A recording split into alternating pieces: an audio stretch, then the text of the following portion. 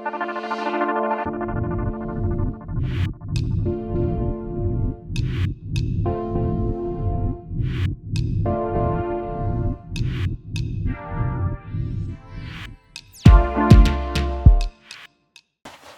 to Chris Parkin Shooting Sports. We've got an unboxing today. This is an air rifle. I know what this one is.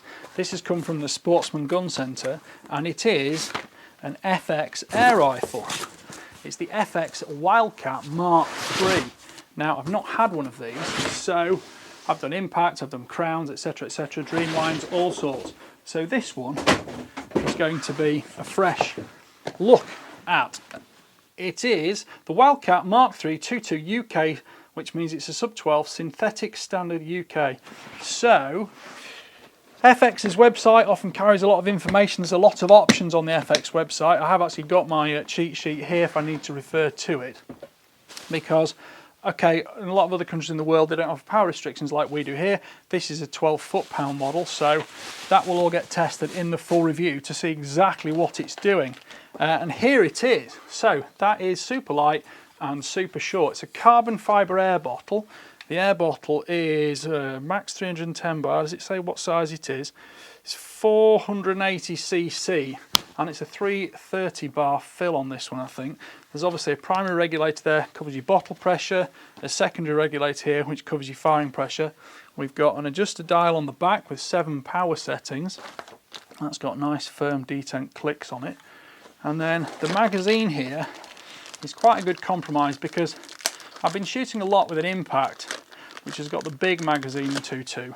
Now this one uses the same magazine as a Crown, which is small. I think it's a 22, or is it an 18 shot, sorry, in 22 caliber. Yeah, it looks like an 18 shot in 22 caliber, but we'll cover that when we look at all the details. In the bottle we've got a Foster adapter, sorry, in the bag we've got a Foster adapter, because this one, how does this one charge? This one charges on the side, so the Foster adapter will go on there. Some of the other ones I've seen actually have a sliding rotation on the end of the aluminium cylinder to put the probe through to fill it up, but this one, no, this one's got the Foster adapter, which I do think is a little bit easier. Just clicks on, clicks off, and you've got the magnetic catch there. As I say, do it up here, 230 bar fill, sorry, did I say 330 bar fill? 230 bar fill. It's got a 1/2 inch thread on the muzzle, so we can add any moderator we want to on there. I've actually got a Donny FL moderator we'll be using on that. And of course it's got this right side cocking lever, which will cock the action, load the magazine, etc. We'll just give this a safe dry fire. Safety catch, that is there. Safety catch is on the back here, so that's just under your cheek. Now, what will be interesting about this is how adaptable it is for shooting left-handed, because obviously there, it's reasonably comfortable left-handed, but I haven't got the magazine in yet. Now this magazine probably won't go in, excuse me. This magazine obviously won't go in and the bolt won't go forward unless we've got pellets in it, but the magazine fits in there. So, how is that going to be? It's not totally unusable in an emergency ambidextrous hunting scenario, but I wouldn't say it was super comfortable if you're left-handed and want to use it as a left-handed rifle the whole time. Let's just put this box out of the way now. So, mounting solution for this, we got Picatinny rail full length there, which gives us loads of space for any optics we want. I've got daylight scopes, I've got night vision scopes, not sure what I'll use on it yet. I'm tempted to put the DS3550 on it for some rat shooting, but I've also got a 008S which I could put on it as well. That's the LRF model, and I've got one of the new Element optics, Helix HD 2-12. Sorry, 2-16 by 50. Now that will also be very nice on that as a daylight rifle, because that optics you can parallax adjust it down to 10 meters, so you've got no problem with the short range of an air rifle in use.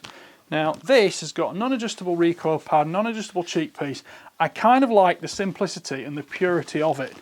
It says on the side here actually, yeah, 230 bar fill, FXA, made in Sweden, patent pending, seal number, etc. Smooth twist X. Now a lot of people want to shoot slugs. Personally, in a 12 foot-pound air rifle, I wouldn't really be chasing slugs anyway. I will be picking the best pellet weight, and in a 2.2, somewhere between 15 and 18 grains probably is going to give me the best performance. This, I think, is a 500mm barrel, but we'll check that in the full specification, full review. And judging by the feel of that trigger in a dry fire scenario, this is a safe dry fire. It's got 2 stages. And it is very crisp. That's one of the big joys of FX Bullpups.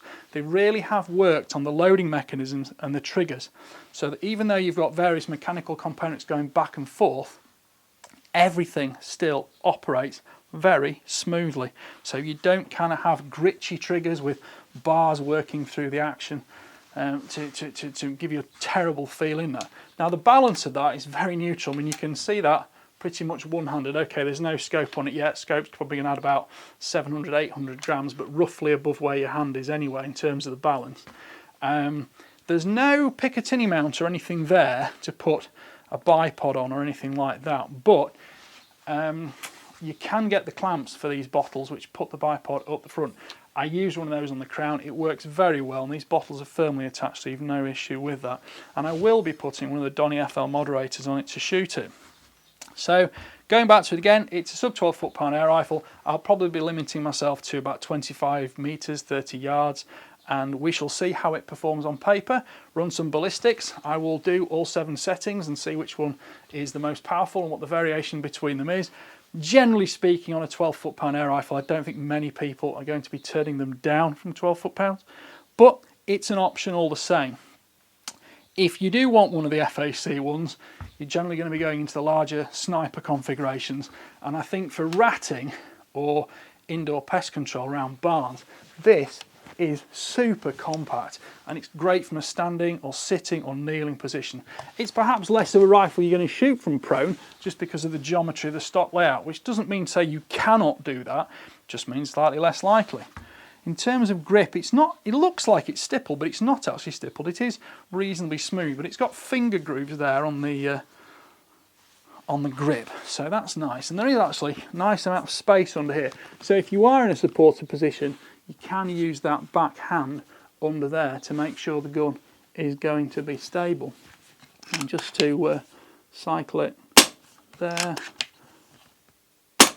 that's very smooth. Right. Well, thank you for watching. Oh, hang on 1 second. Let's just show you the magazine system. This is a standard FX magazine. This is the same as the Crown, I think the Dreamline. So essentially, you turn that round there to unlock it. And once you've turned that round, you can lift the plastic cover off, rotate that into position there, drop your first pellet in there, which will then lock the magazine from springing back. Put all the other pellets around the outside because it isn't then going to spring back at all. And we can put that on, that clicks in place with the bolt back, click it through, and that will then feed all your rounds.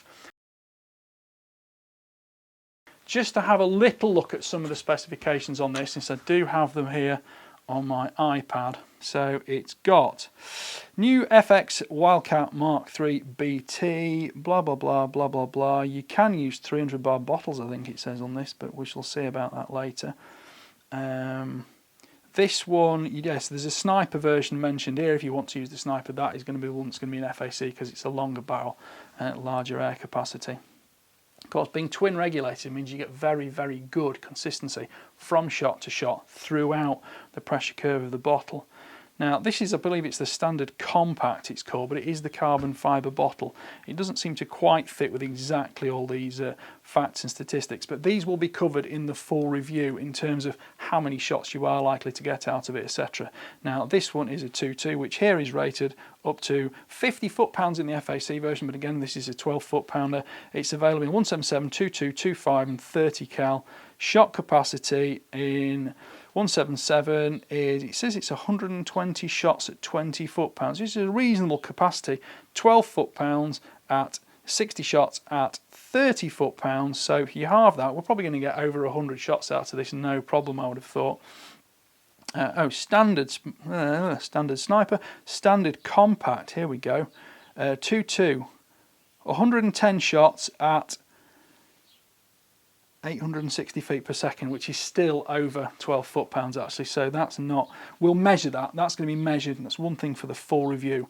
I do like to measure things like that, make sure we're getting consistency, accuracy, precision, and of course good energy figures from it. Looking through the rest of it here, all the statistics are on the FX website. I will put a link in the description of this because it's something you need to work through. Different specifications can, apply to different markets. Well, thank you for watching. Please like, subscribe, comment, click the notification bell, keep track of the regular uploads. If you go all the way through to the end of the video, you'll see the link to the British Shooting Show. Go to that link, buy your tickets to the 2023 show, and this year your ticket price also includes car parking. Thank you for watching. Bye for now.